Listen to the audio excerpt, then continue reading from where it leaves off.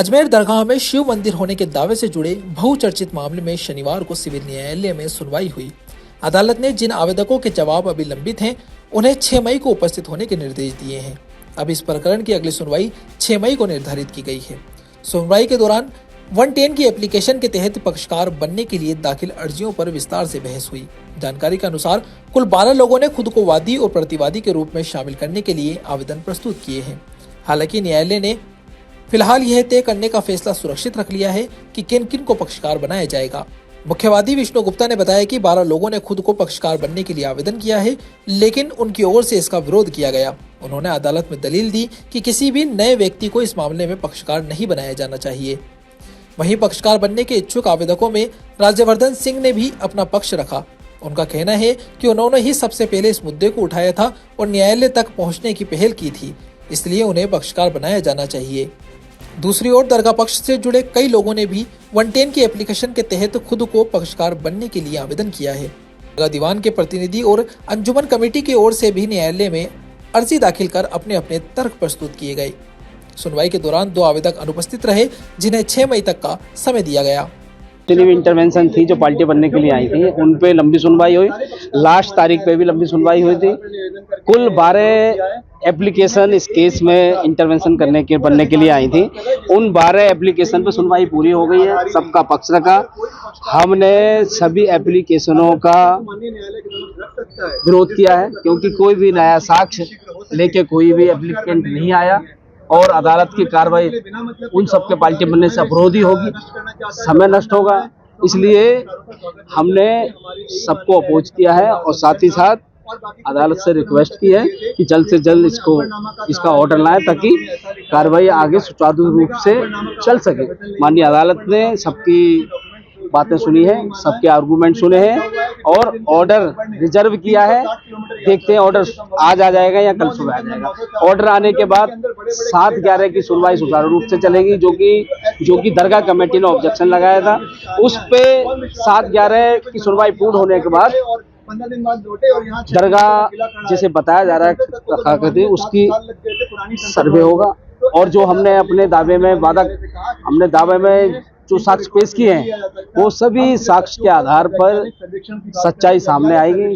देखो, आज हम 2 पंक्तियों में बताते हैं आपको कि 12 पक्षकारों की याचिका पर सुनवाई हुई। पक्षकारों ने याचिकाकर्ताओं की कि वे पक्षकार बनना चाहते हैं। जो वादी बनना चाहते थे राजवर्धन जी, हमने उसका भी विरोध किया, क्योंकि एक भी पक्षकार हमने योग्य नहीं पाया जो किसी भी तरह के तथ्य को, ऐतिहासिक अभिलेख को, किसी रिसर्च को, किसी न्यायालय में आए तथ्य को प्रकट करने में योग्य हो। उनको किसी तथ्य का न तो ज्ञान था, न वो तथ्य को प्रकट कर पाए। जब याचिका में आप सिर्फ ये बात कह रहे हैं कि मैं तो भक्त हूँ इसलिए मेरी याचिका सुनी जाए, तो इस तरह से तो न्यायालय आगे नहीं बढ़ सकते कि सिर्फ आप अपनी कोई भी भावना सच्ची या झूठी लेके आ जाएं। तो न्यायालय कैसे बात चलेगा? न्यायालय को साक्ष्य चाहिए और साक्ष्यों के लिए ही हमने प्रार्थना करी है कि एएसआई से वैज्ञानिक सर्वेक्षण कराया जाए। ये भावना की बात नहीं है कि कौन कहाँ था। ख्वाजा साहब अगर थे तो वहाँ के महान पीर या सूफी वो सजिस्तान के थे, वो अफगानिस्तान के थे, वो इराक गए, वो मदीना गए, मक्का गए, लेकिन भारत में आने का हमने माननीय न्यायालय के समक्ष ये निवेदन करके सबमिशन किया कि 400 वर्ष तक उनके भारत आने का कोई भी इतिहास नहीं है। यहाँ तक कि उनके ज़माने की जो पुस्तक तबाकत नसीरी है उसके दोनों वॉल्यूम में किसी ख्वाजा साहब के आने का जिक्र नहीं है। हुमायूं नामा में नहीं है, बाबरनामा में भी नहीं है, अमीर खुसरो ने भी नहीं किया, किसी ने उल्लेख नहीं किया। तो इसका मतलब कोई ना कोई तो भ्रम फैला रहा है इस देश में। जब 1637 तक ये आया है प्रिवी काउंसिल के निर्णय में कि वहाँ का उसको बुलगोर थाना कहा गया है और दरोगा बुलगोर थाना वो एक हिंदू था। इसका मतलब 17वीं शताब्दी तक वो ये मान्यता थी कि ये हिंदू स्थान है। इस पर हमने माननीय न्यायालय के समक्ष वो परिभाषा भी रखी है। 110 की ही मामले की सुनवाई थी। जिन भी पक्षकारों ने ऑर्डर 1 रूल 10 में पक्षकार बनने की प्रार्थना पत्र पेश कर रखे थे, उन सभी प्रार्थना पत्रों को माननीय न्यायालय ने विस्तृत रूप से सुनवाई कर अपना आदेश सुरक्षित रखा है और मैं समझता हूँ आगामी तारीख पे आदेश पारित किया जाए। सारे 110 लगभग barring 2 application, all applications have been heard. सभी एप्लीकेशंस को सुन करके कोर्ट ने अपना ऑर्डर रिजर्व कर लिया।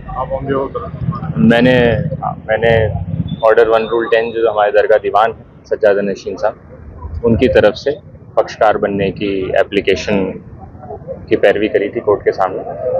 कोर्ट ने उसको सुन लिया है, जो भी आदेश होगा। माननीय न्यायालय में वादी विष्णु गुप्ता द्वारा जो वाद अजमेर कोर्ट में लगाया गया है, जिसे आस्था की बुनियाद के ऊपर वो यहाँ पे मंदिर होने का जो अपना दावा है वो देने आए हैं, उस पर सभी पक्षकारों को कोर्ट ने सुना।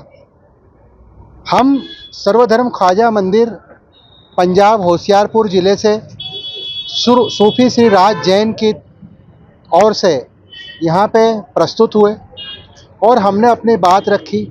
यहाँ पे सारे पक्षकार जो लोग हैं वो सभी अपनी भावनाओं को लेकर, अपनी संवेदनाओं को लेकर, अपनी जो धार्मिक आस्था है उसको लेकर यहाँ पे प्रस्तुत हुए हैं।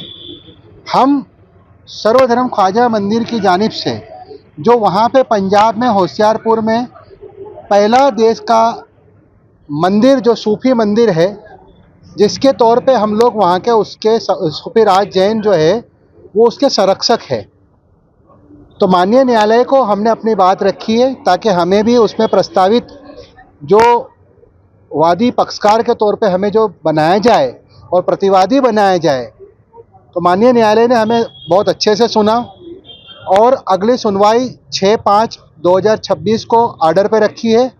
ये तय होगा कि कौन इसमें अगला पक्षकार बनेगा और कौन नहीं बनेगा। मेरा नाम एडवोकेट अनवर हुसैन शेख, मैं गुजरात हाई कोर्ट का अधिवक्ता हूँ, जो गुजरात हाई कोर्ट में प्रैक्टिस करते हैं।